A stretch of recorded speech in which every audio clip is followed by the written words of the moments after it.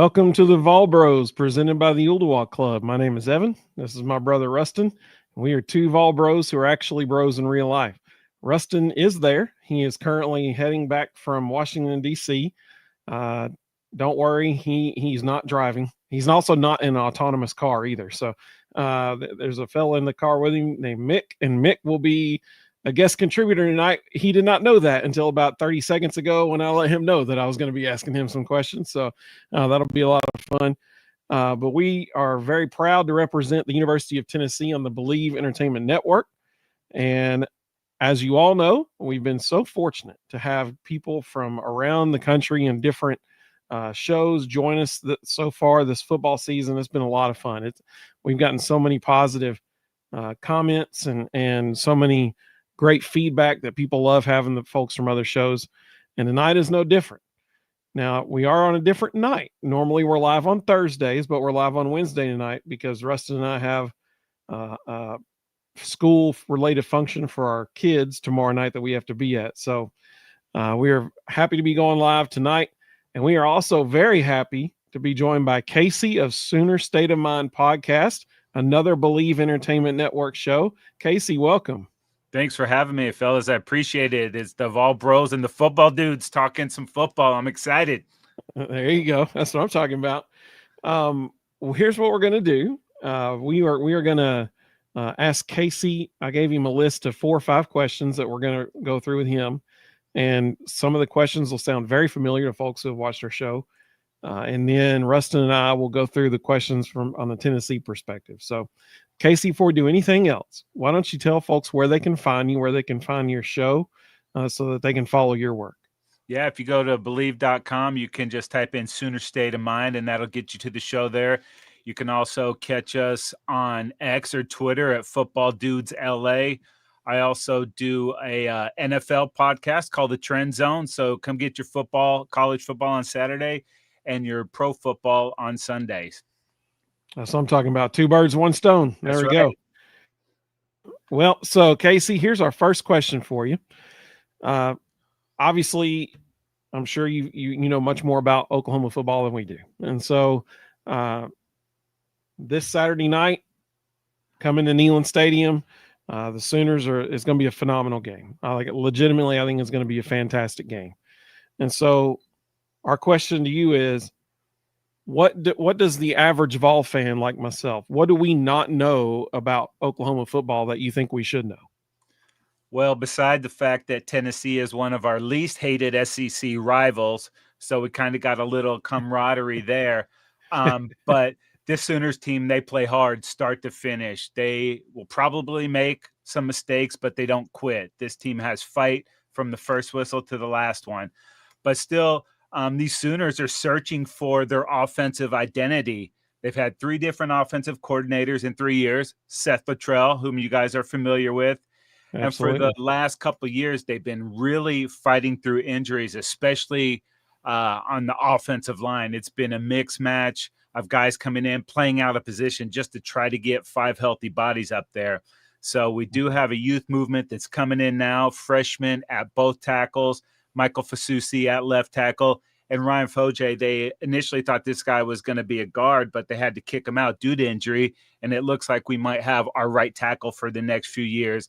And these guys have all the talent in the world, still making some mistakes, getting acclimated to big-time college football, but they're finally, it looks like, getting some cohesion up front, and that's really been a factor in what's going on with the offensive output. Now, this might shock some people out there. I don't know. This team is -6 in the turnover ratio. As good as the defense has been, they've only created 3 interceptions and 1 fumble recovery on the year, which is out of whack for a Brent Venables defense. They're just not getting the turnovers for whatever reason. So that's kind of held this team back, but they do have 29 sacks and a staggering 89 TFLs. So this defense will get after you, and they'll get after the quarterback, but those turnovers, they need to find a way to start generating those because it just hasn't been there yet. Well, what you just said about getting after the quarterback, that's when we talk about what we want to see on Saturday. I almost said Sunday. What we want to see on Saturday, I want to see us protect our quarterback. That's the main thing. Especially when blitzes come, I want to see our guys be able to pick up who they're supposed to pick up.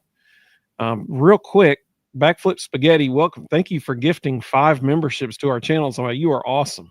You're the real MVP. We appreciate it. And then he followed it up with a $20 super chat. You're the man. We appreciate you. He said, "Safe travels, Ruston. How do you welcome Casey? Fellas, my keys to the game are the offensive line, receivers / tight end, and defensive line. Breakout player Ethan Davis, 38-27 Vols, go Big Orange." So there's Backflip Spaghetti's predictions for the game. Thank you so much for that super chat. You are very kind. We got a whole bunch of folks in the comments already. That's what I'm talking about. I'm gonna try to get to all those as quickly as I can. Brendan, welcome, buddy. Great to have you. Rhonda, welcome. Great to have you. Let's see. Jonathan said hello, Casey. Duval said hello. Welcome aboard, Casey. Thank you. Let's see. Nolan said dark mode engaged. That is true. It will be the Oklahoma-Tennessee game will be Tennessee's dark mode game this year. And I will give a shout out to VFL Films. Casey, I don't know if you've seen the video they released to announce the dark mode. It was the coolest video they've ever made. Like it was pretty sweet. Tron inspired video. Really cool. Well, Casey, our second question for you, as an Oklahoma guy, what do you want to see from Oklahoma on Saturday night?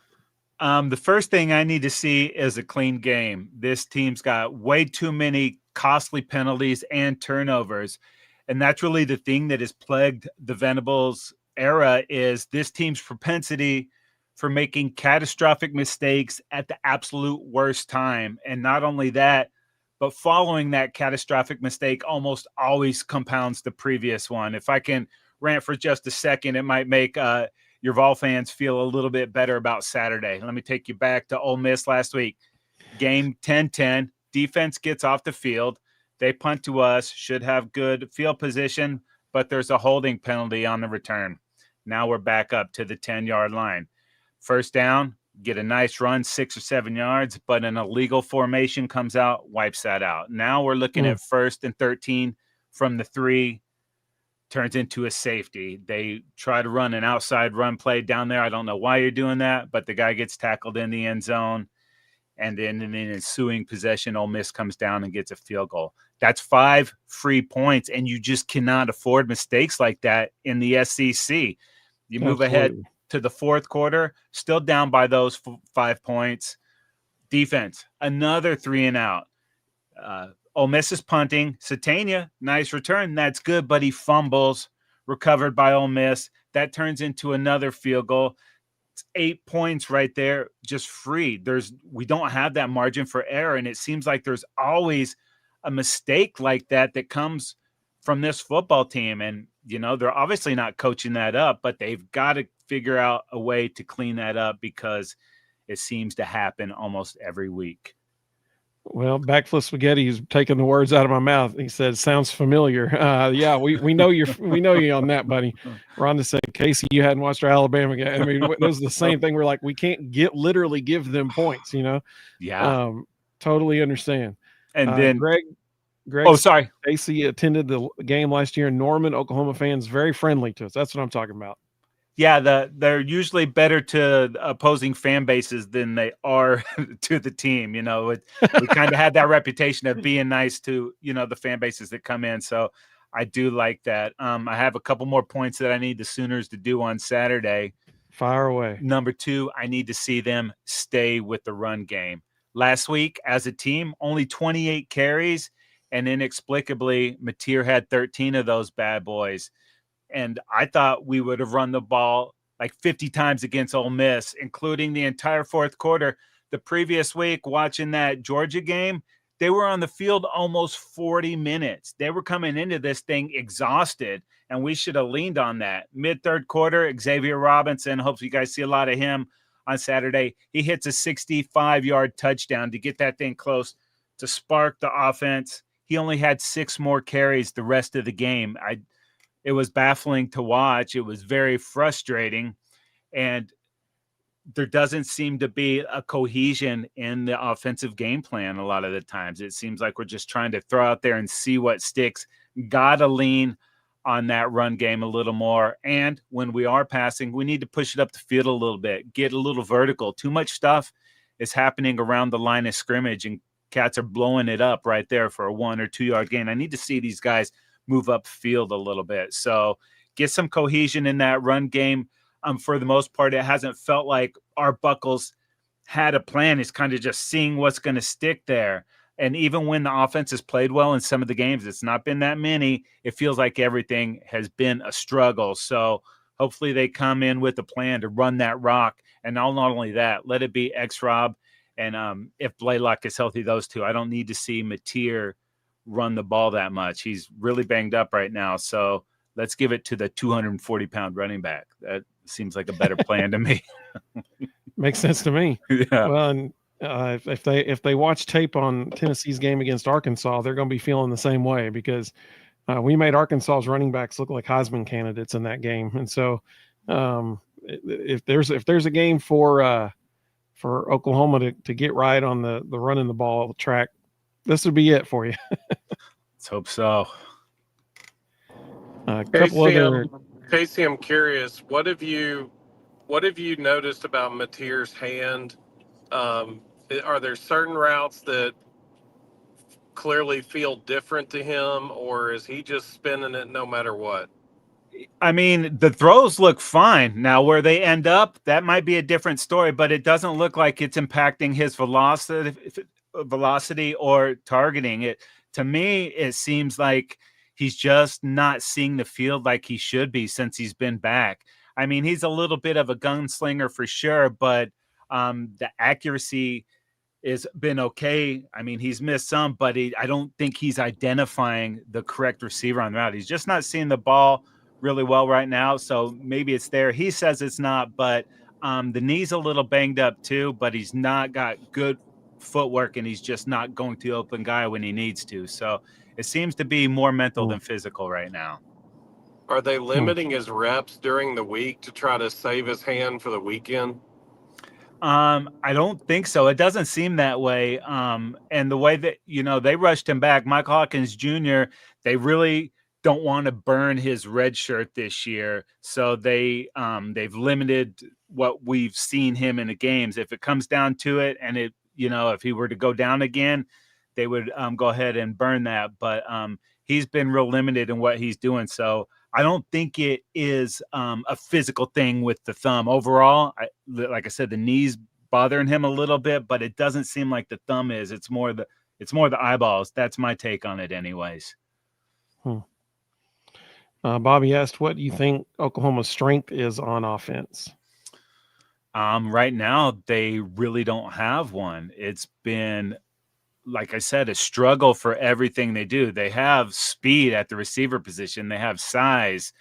I love the 1-2 punch of Xavier Robinson and Torrey Blaylock. A big physical back, and then a guy that can hit to the edges. But there's just been no flow to it.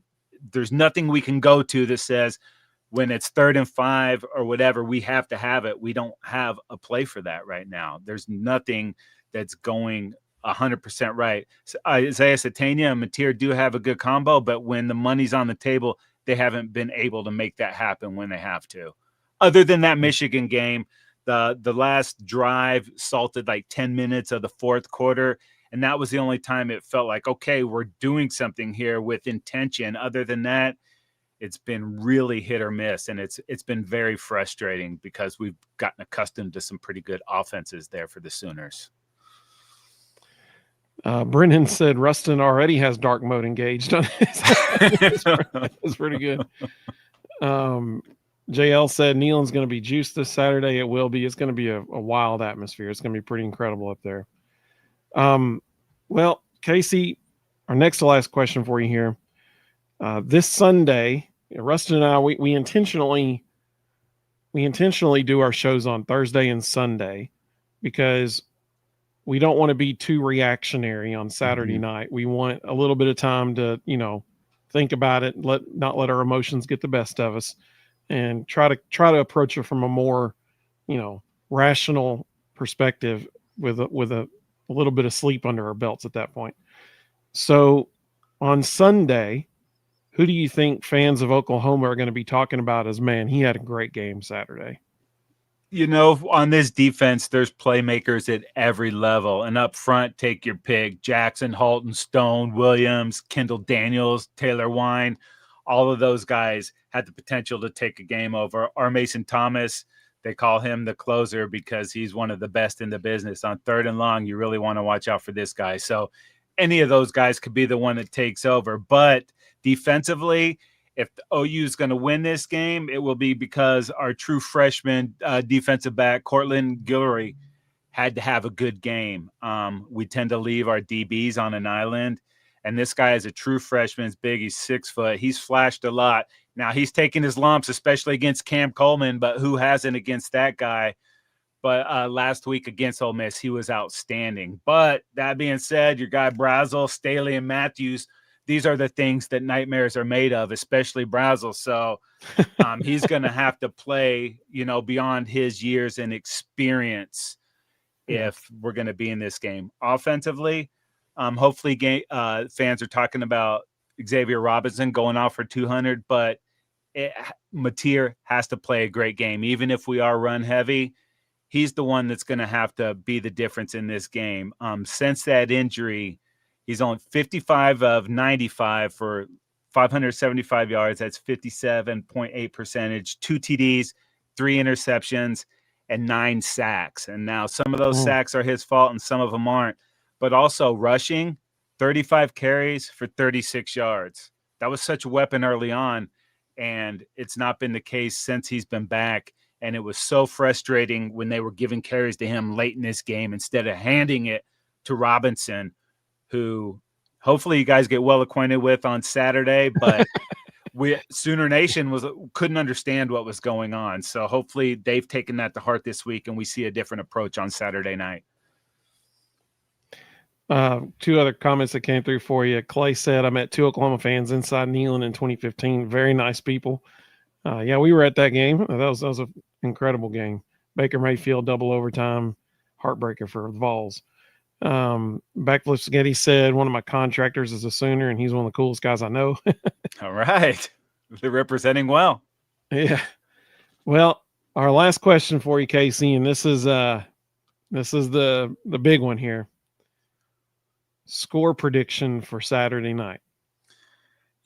This college football season has been on crazy pills, and every week, yeah, for real, nothing matters. Like nothing would shock me anymore. But I went ahead and looked forward at all the schedules that everyone left in the top 25 last night, and it feels like the loser of our game is out of the college football playoff mix. So, 100%. This is a must-win for both of our schools, and maybe it is the nostalgia talking. And you just brought it up. It was about 10 years ago. On a Saturday night, a transfer quarterback led a Sooner team at Neyland Stadium. It was that night Sooner Magic was reborn. Baker Mayfield came into that game, and it was after that I believed that he could win any game he was in. I just always thought we were going to win after that, and it's really tragic irony that we never got that guy a better defense while he was there. And now we have the defense and the offense hasn't been there. That being said, though, you mentioned that game was double overtime and ended 31-24 in a Sooners victory.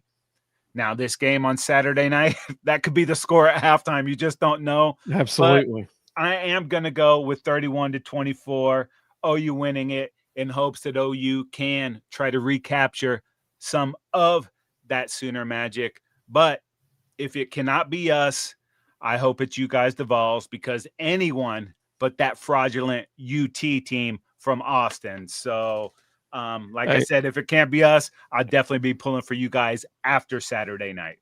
Well, I appreciate that very much. We had somebody the other day say, "Who's the real UT?" And it was, oh man, who was that? I think it was the Kentucky. It was Kentucky. We were on Kentucky's show and Believe in Kentucky.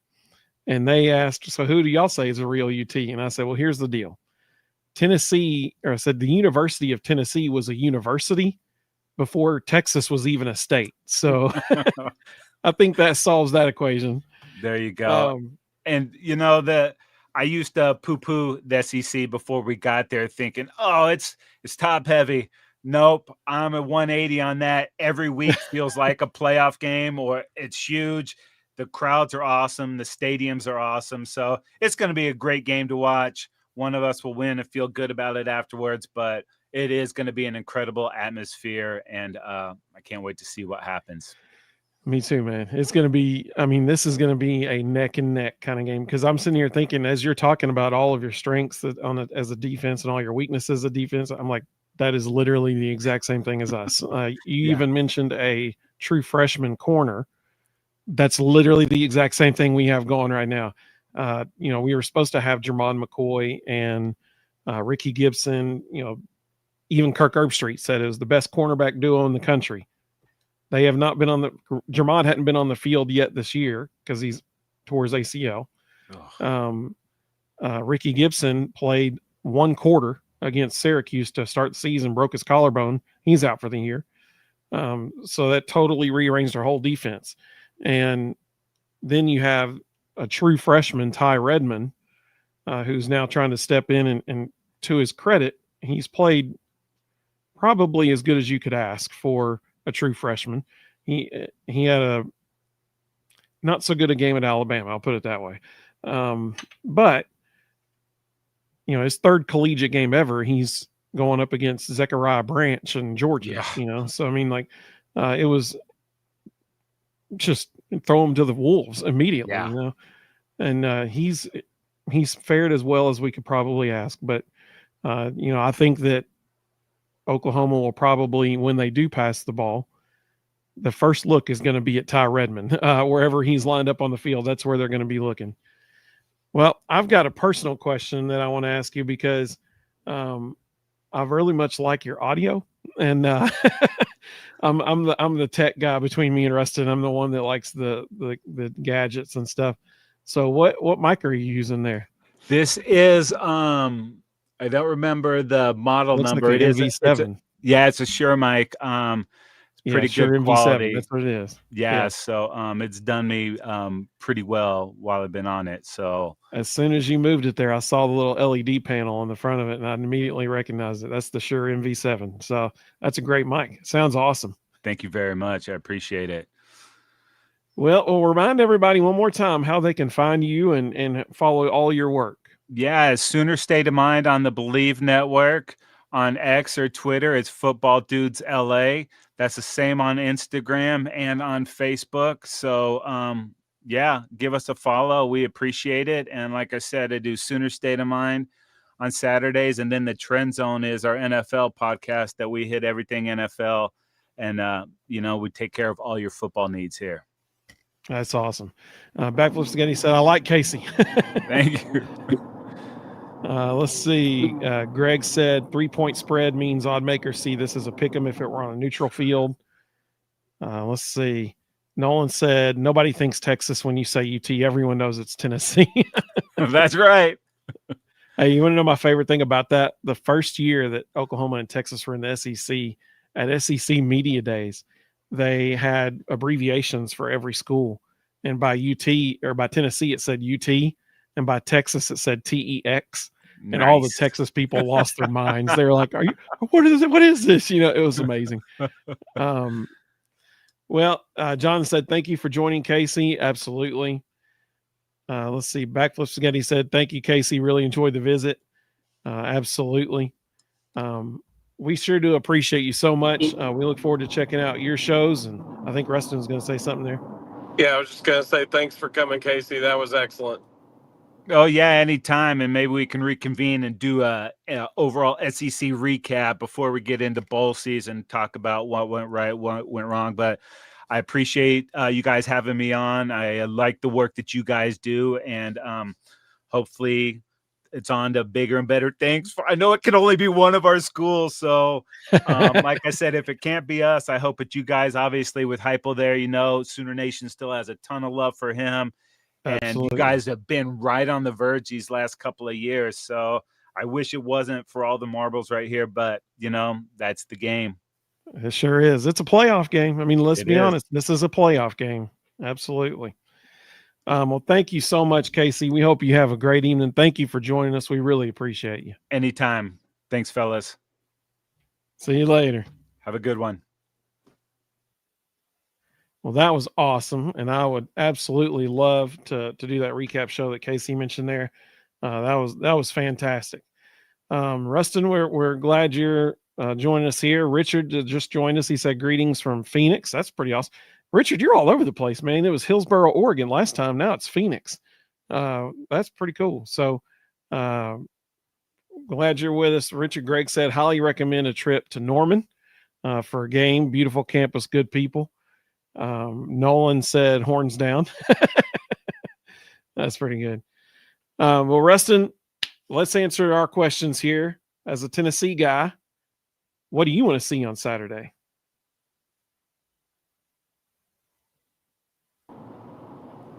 If you asked me a question, I didn't hear it. I said, what do you want to see on Saturday? So I think Casey was spot on with a lot of his analysis. I want to see, well, I think this game is going to come down to who has the ball last. I want to see us win the trenches. I think both teams need to establish the run. I think it's going to be a shootout, but when it comes down to needing to control the clock in crucial minutes, the team who wins down and distance in the trenches is the team that's going to win the game. So I want to see, and that team is whoever's going to have the ball at that particular moment. Yeah. I want to see our offensive line control their defensive line as best they can. They're not going to control them the whole game. They're too good for that. But, in crucial moments, we need to at least be a stalemate. And I want to see our defensive ends absolutely destroy those two starting freshman tackles. Amen. I want those two kids crying in the corner by the end of the night. And if they're not, then we need to find new defensive ends. This is Neyland at night. This is essentially a play-in game for the playoffs, and that's two freshmen starting tackles. Like, those two kids need to be miserable by 9 o'clock Saturday night. 100%. I did not realize that they had two true freshmen starting at tackles right now, and one of them was recruited as a guard. Yeah. Joshua Josephs, Elijah Herring, Jordan Ross, they need to be salivating about this game. They need to, because as we all know, it's feast or famine. It's feast or famine. When the defense either gets to the quarterback and disrupts everything, or they pick us apart. So let's hope that it is getting to the quarterback. Let's hope that's what it is. Let's see here. I'm trying to find the quote from the Oklahoma offensive lineman from 2015. I'm trying to find that. The paraphrase version is he said it was the loudest stadium he's ever been in his life. Oh, here it is. I just found it. Ty Darlington, former Oklahoma offensive lineman, talking about his time in Neyland Stadium in 2015. He said that, now, if you're a Tennessee fan, this is going to pump you up hearing this right here. He said, I was never a big believer in home field advantage. I scoffed at the notion that a fan could actually have an impact on a football game. You have a hostile crowd? Good. I feed off of hostile crowds, and I embrace it when fans ridicule me. You think you're loud? Whatever. We use a silent count anyways, and noise is only a factor on 3 to 4 plays a game. Your home field advantage is incredibly overrated. Bring it on. You're wasting your breath. And then I ran out of the tunnel in Knoxville, Tennessee for warm-ups and was greeted by thousands of screaming fans and the chorus of Rocky Top. The game wasn't set to start for over an hour, and these people seemed to think it was kickoff time. I exited the tunnel for the pregame warm-up, and those psychotic students were already there, giving us a small preview of what to expect in the hours to come. What had we gotten ourselves into? What followed in the 4 quarters and 2 overtimes of play was a dissertation on the impact a crowd can have upon a football game. The Vol faithful made it absolutely impossible to communicate.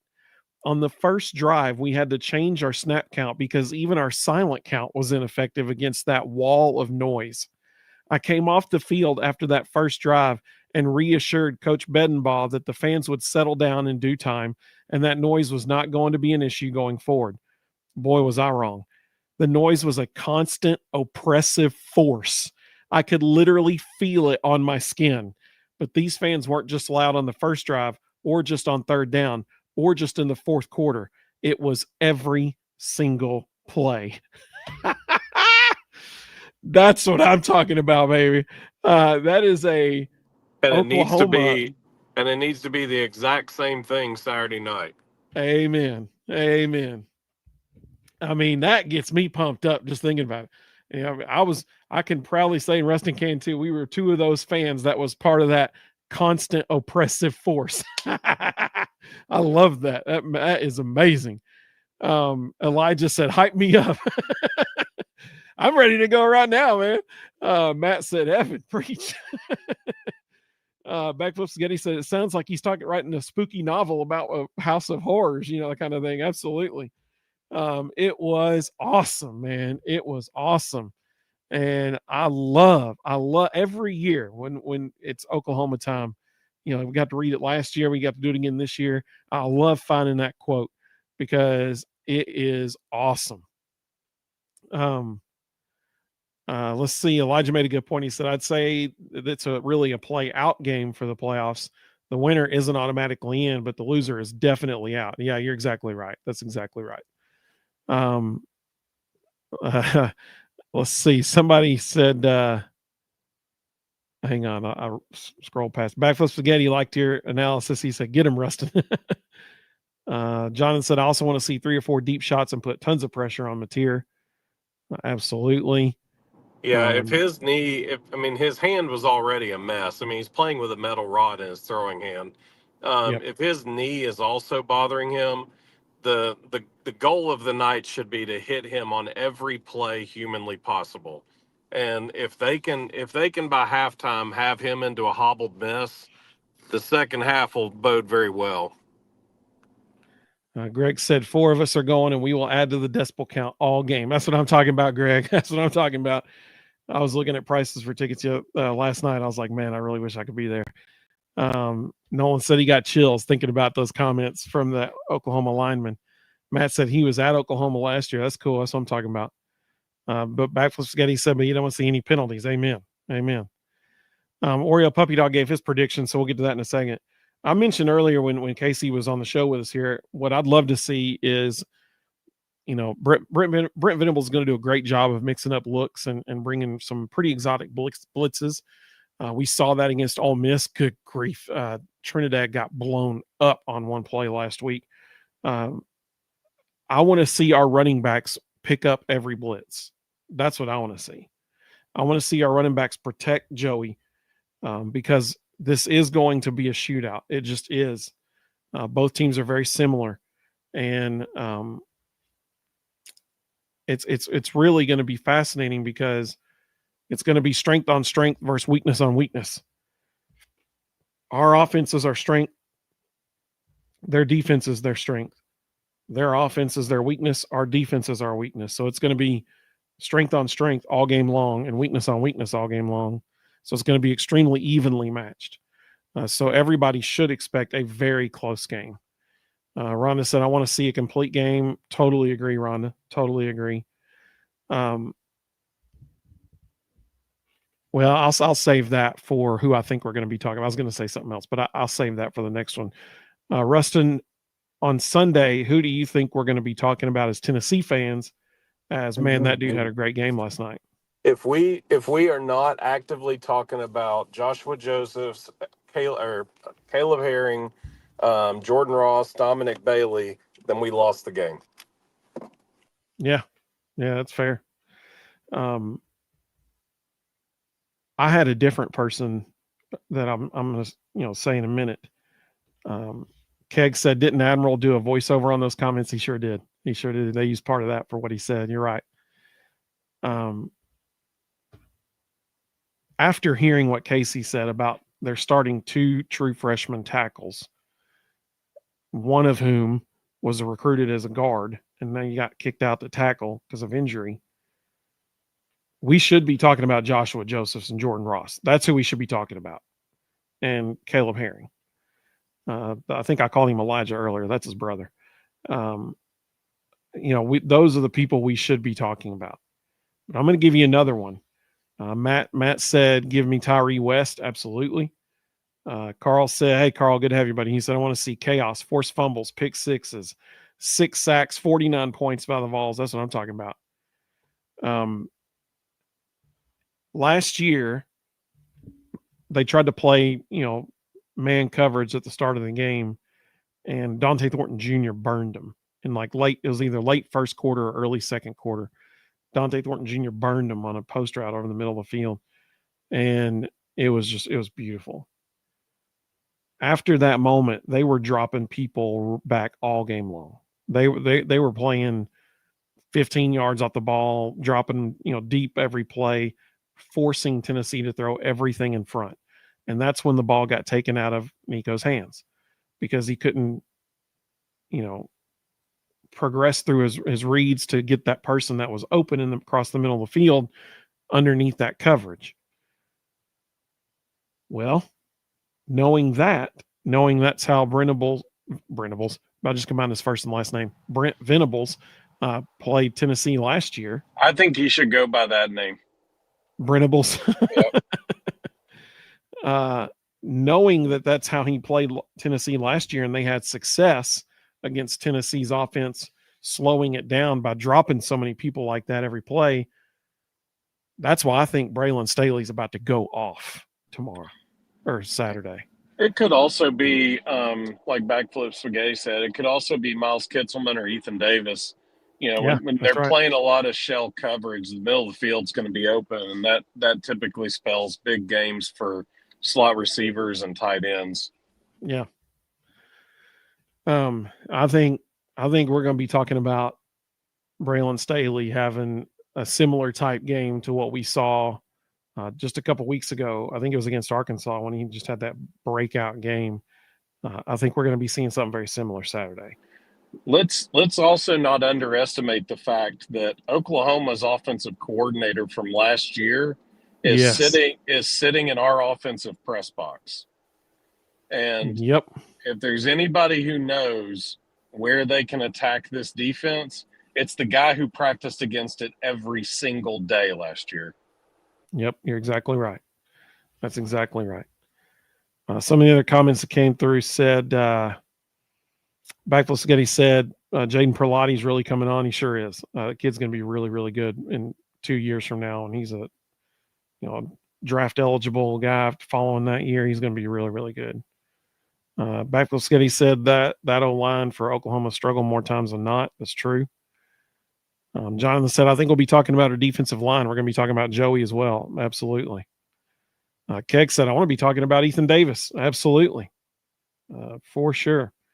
John, welcome, buddy. He said Nico could not figure out most defenses last year. That's true. He couldn't. That's very true. Backflip Spaghetti said we can use their schemes and pressure. And Ethan showed me something last week. I think that continues. Yeah, man, it's just great seeing him back out on the field. He adds a whole new dimension. Let's see. Slim said Mateer hasn't even played in anything like what he's going to play in Saturday. Now, that's true. He has not played in a crowd like he's going to play in on Saturday night. And y'all, I'm not kidding. That hype video that they released showing the dark mode announcement, holy cow. That was by far. Listen, VFL Films is the best in the country. That was the best video they have ever made. It was awesome. That Tron inspired video. That was incredible. That just, man, that was awesome. Carl said, Did you see the Tron Smokey they released as a follow-up? No. Yeah, you need to go find that too. They did a really cool, it's not a video, it's just an image, but they did a really cool Smokey Tron likeness. It's pretty neat. Yeah, I'll have to go check that out. Carl said Deshaun Bishop 132 yards. That'd be awesome, and very likely as well. I mean, like that. Listen, if they're dropping 3-4 dudes every play, it's a numbers game at that point, right? I mean, like they at that point hand the ball off to Deshaun, let him go pick up 7 or 8 yards of carry and just march down the field. Backflip Spaghetti said, I wanted the jersey to be number 3 in that hype video to show Jermod was coming back. I know, man. I thought the same thing. I was like, that would have been pretty cool. Let's see. Greg said, Joey can hit his receivers in stride on the long ball. Just need a few of those. You're exactly right. You are exactly right. John said, is Carter going to be back this week? I haven't seen any injury reports. So they haven't released any injury reports yet. The first one might actually come out 40 minutes ago. Maybe. I would either tonight or tomorrow night. I would say yes. Usually you get a week and a half off of a turf toe. It can recover fairly quickly if it's, especially with the rehab facilities and care that they have. I would be very surprised if he doesn't play. So Matt said, can I get an Elander? So I would be shocked if they didn't announce him at some point, like at a timeout or after the first quarter ends, something like that. He's going to be standing in the end zone waving at the crowd at some point. 100%. I mean, this game is all about volume, and they know that. They're going to make that place as loud as humanly possible without stopping all night. Let's see. Mississippi Vol said, when Oklahoma rings the doorbell, we're going to take their Halloween candy. I like that. Yeah, Elijah, you're the man, dude. So Elijah's on it because typically the first report's supposed to come out on Wednesday nights at 9:00 p.m. And apparently it did come out. And so he said McCoy is listed as out for this game. He said Colton Hood is not on the injury report, which is excellent news. John said Carter is listed as questionable. Hood is not on the report. So Arion Carter is currently listed as questionable. And questionable is the lowest level you can have. So I would almost guarantee he's playing. Well, I mean, they got probable, but I would wait until Friday night because they have to release another one on Friday. I would wait till then to see what he's listed as then. Jonathan said, I hated to hear that Smokey Ten has cancer. Yeah, I hated to hear that too, man. That was announced earlier today as well. Let's see here. So next question that we always do. Our score prediction. Oh, I've already done the first two. Man, we're cooking. I didn't even realize I'd gone that fast. So Carl said he doesn't think McCoy will not. He doesn't think Jermod's going to play this year. I'll put it this way: if we make the playoffs, I think we might see him. If we don't make the playoffs, I don't think he'll ever play for Tennessee again, which is very sad. John said he didn't recognize Josh Elander without the beard. Yeah, a lot of people felt that way. I will say this before we do our score predictions. I'm wearing Lady Vol colors tonight with the light blue and the orange in honor of our Lady Vol basketball team who beat Columbus State University tonight 148-48. We literally scored 100 more points than them. I was irritated that we let them score 48. At the end of the third quarter, it was 109-37. That's crazy, man. 148-48. That is bonkers. That's amazing. I haven't seen the final stats yet. How many threes did they hit? I hadn't seen it. I don't know. I'm not sure. I hadn't seen I can look it up on the website real quick if they've already got the box score listed. I'll check it. Okay. While you're doing that, I'll go ahead and put some we got score predictions on here. Oriel Puppy Dog said 32-27 Tennessee. Clay said 38-24 Tennessee. I would love to see that, Clay. I would love to see that. Let's see here. Some of the other comments coming in. Rhonda said, is that a record? I don't know. I mean, it has to be close to it. It's an exhibition, so it doesn't matter. It doesn't count. Well, I know, but I mean, like, even if it were, even so, I highly doubt they've ever scored 148 points in any game, especially a 100-point win. Like that's got to be something. Yeah. Jonathan said, "Is that a good score?" Yeah, it doesn't stink. That's for sure.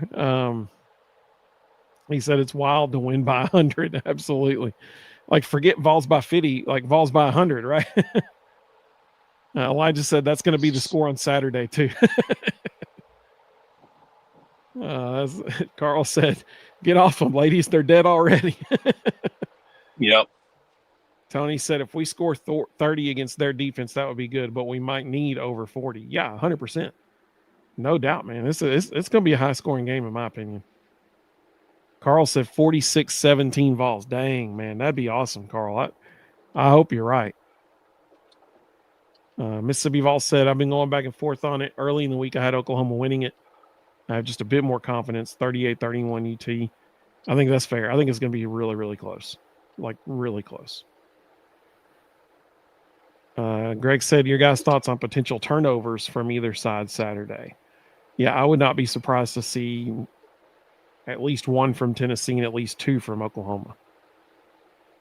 Now, the reason I say that is because I think we're going to get after Mateer enough that it's going to force some turnovers, whether that be fumbles or interceptions.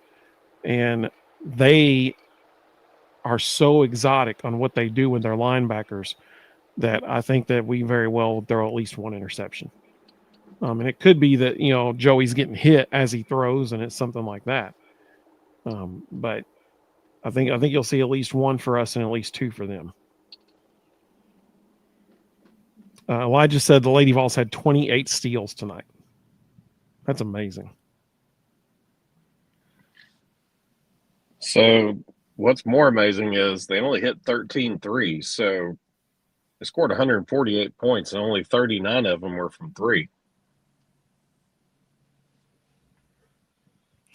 That is pretty amazing, actually. That's only 39 points. Yeah, like you said. Actually, they ended up finishing with 30 steals, and they assisted on 29 of their made baskets. They made 50 shots and had assists on 29 of them. Jonathan said 49-34 Vols. Let's see. Sam said the film got isolated on David Sanders in his review this week. He is already one of our best linemen. Go watch his film. I saw that today on Twitter. It's ridiculously impressive. It is, dude, for Alabama. He just threw a guy from Alabama like 3 yards away. Like, it was amazing. John said, I believe Perlotti scores a touchdown this weekend. Yeah, man. I mean, he's been close twice now, right? I love that pick. I love that prediction. Carl said, believe it's lopsided because entire neat hype with Spooky Nealon. Players will be blowing out of their minds. For sure. Absolutely. Jeff said, Tennessee 42-28 with our defense getting 2 turnovers and scoring on 1. I like that. Well, all right, Ruston. Mick, get ready because you're coming up next, buddy. He's not in the car anymore. Oh, he's not? Oh, nope. Man. Is he coming back? Or no, are you home now? I'm not home. I dropped him off at his house. Oh, man. Well, dang, I hate that we missed it. I just said we don't lose at home at night. Well, Ruston, what's your score prediction? I believe it's going to be a shootout. I don't think there's going to be much defense played on either side of the ball or on it for either team. I do think our defensive ends against their freshman tackles creates 1 or 2 big plays that end up being the difference in the game, and Tennessee wins 45-41. 45-41. So that'd be them scoring 5 touchdowns and kicking 2 field goals. Yep. Yep, I can see that.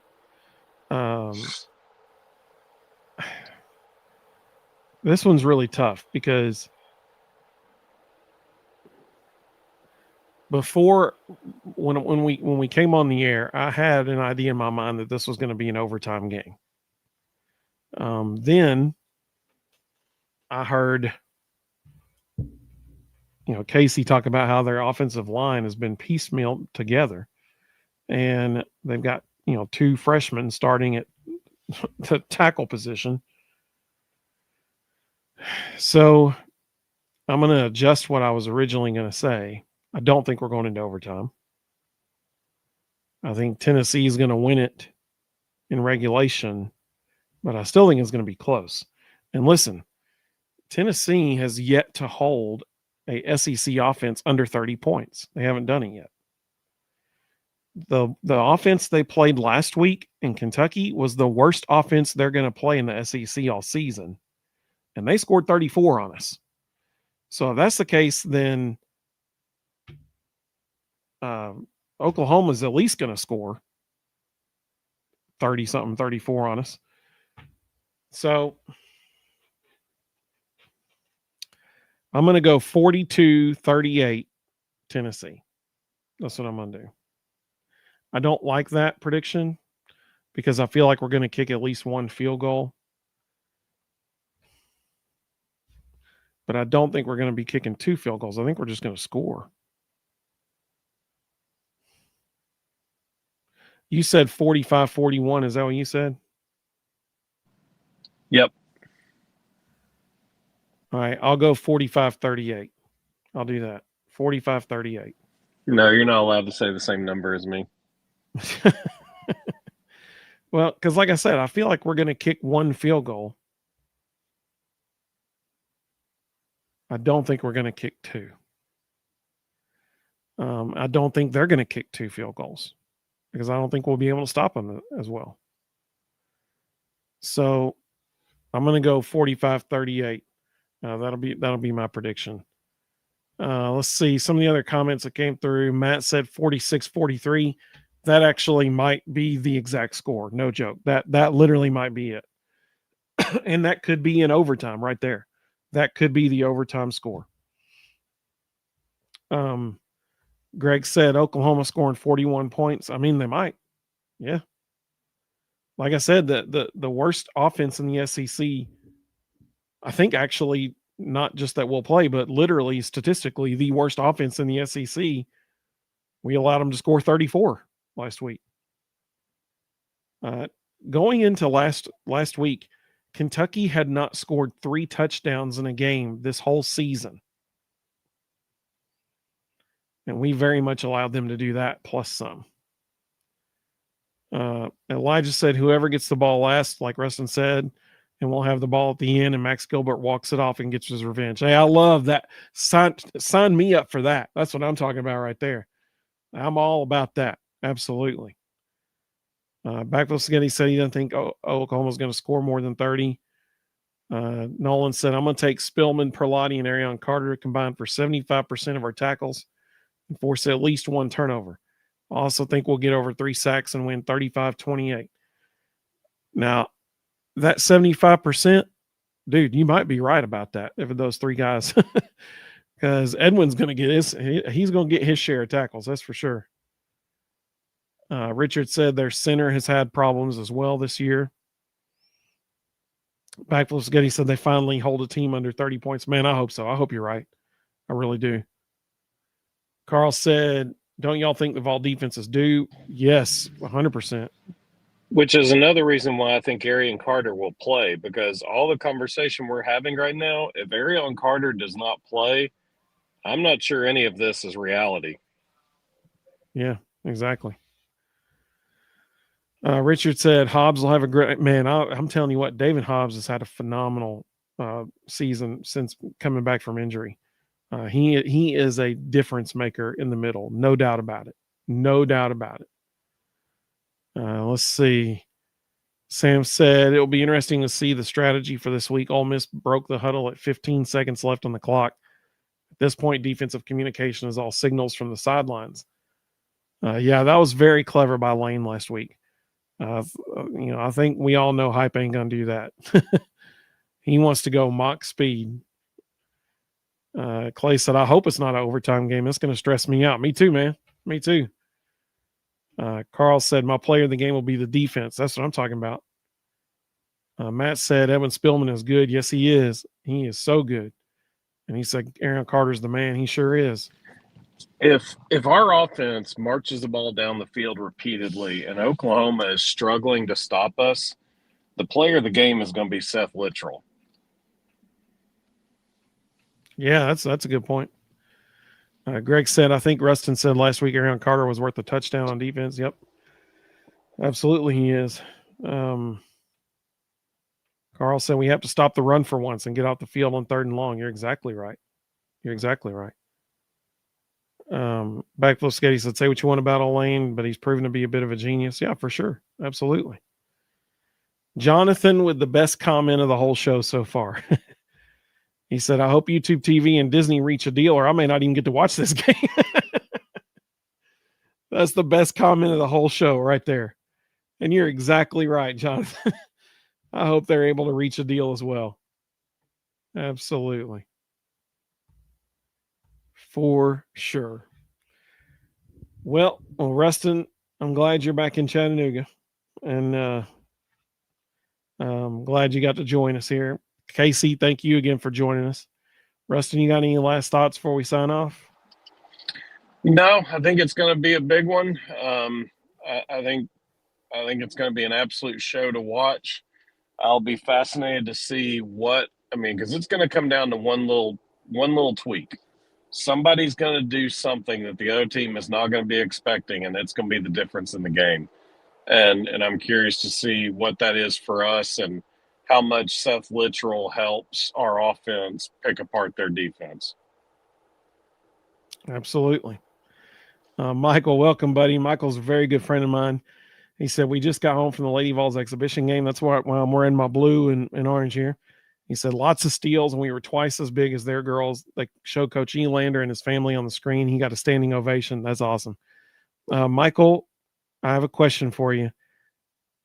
Did 148 points look like what it sounds like? That's all I got to say. I can't imagine seeing that many points in a basketball game. Did it feel as many as it sounded like? That's my question. Matt said a healthy Aaron Carter tackles more than the rest of them. Carl said, I don't know if you're a player at Columbus State, I don't know how you go to class tomorrow, because yeah, seriously, other kids in their class are gonna be, hey, how'd y'all do last night? Like, I don't know how the words "we lost by 100" come out of your mouth. Matt said 148. Yep. So the Lady Vols beat Columbus State University in a scrimmage game tonight, 148-48. Literally beat them by 100 points. That is the first time I've ever heard that happening in a basketball game ever. Like, that's crazy. It's just bananas. John said, great show as always. I'll see everybody Sunday to celebrate a win. I hope. Absolutely. He said, everyone have a great rest of the week. Absolutely, man. Hope you do too. We hope everyone has a phenomenal Thursday and Friday night. We appreciate y'all joining us tonight instead of tomorrow. Like we said, we've got somewhere we have to be tomorrow night, so we weren't going to be able to go live. But this is a huge game. I mean, like we said, literally from this point forward, every game Tennessee plays is a playoff game. That's the reality of it. If they lose any of them, they're out. They have to win. So every single game is now a playoff game from here on out. This weekend, actually, the slate of games across the country this weekend, it is going to be a college football playoff major impactful weekend. Games like SMU and Miami, that's going to be a huge one. Major playoff implications on that one. Games like, in Knoxville, Oklahoma and Tennessee, that's a huge one. Here's an interesting one. Navy and North Texas. That game has playoff implications because Navy is currently undefeated. And if they finish their season undefeated, then they might very well end up being the highest ranked group of 6 school and they would therefore get an automatic spot in the playoff. North Texas is currently second in the AAC, second only to Navy. They're both ahead of Tulane in that conference right now. So that's going to be a really big game. Virginia at California. Man, oh man, that has massive playoff implications. It is bananas. All the games this week that have playoff implications. So it's going to be a huge week of college football. Just absolutely huge. Michael said it did feel like, he said multiple times one of our girls scored, then immediately stole the ball in the inbound pass and scored again. There you go. That must have been incredible to watch. I mean, just absolutely incredible. Greg said, Evan, don't forget to put that microphone on your Christmas list. So I'm very intrigued by that mic Casey had. I love microphones and stuff. This is a Behringer XM8500 that I'm using right here. Ruston has one at his house too. It is considered the best value mic on the market. The mic that Casey's using, depending on where you get it. Well, here I can tell you real quick. Right now on Amazon, you can get that mic for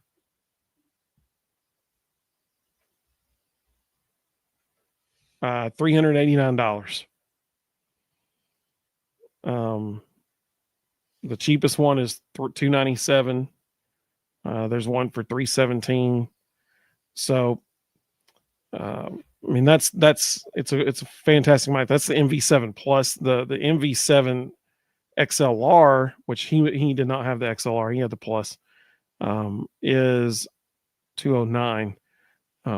But it's a phenomenal mic. I love it. It's the baby brother to the Shure SM7B, which is considered like the best microphone there is. But this mic, I love it. I mean, so that Shure MV7 is $300 minimum. Usually it's about $317. This was $25. And it sounds incredible for the price. Like this mic right here, I love it.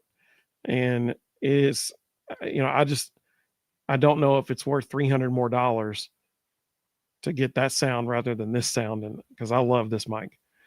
Let's see some of the other comments coming through. Rhonda said, hope everybody has a great rest of your week. Matt said it. He said, go Vols, baby. Absolutely. Carl said, have a great week, my friends, with the Go Vols, baby channel custom emoji. Let's see. Yeah, good times, man. Backflip Sketty said, good night, y'all. Everyone be safe. Absolutely. We hope everybody has a great, great week. We hope all of you have a great weekend ahead of you. To those of you that are going to be in Neyland Saturday night, I am extremely jealous, and I hope that you tear it up there. Just be so loud, and I hope that we hear more comments like from the Oklahoma linemen. We hear more comments like that. That's my hope. Thank you all so much for joining us tonight. We look forward to seeing you on Sunday. Mississippi Vols said happy Halloween to everybody. We hope everybody has a great, great weekend. Go Vols, baby. See y'all Sunday. Have a great week, everybody.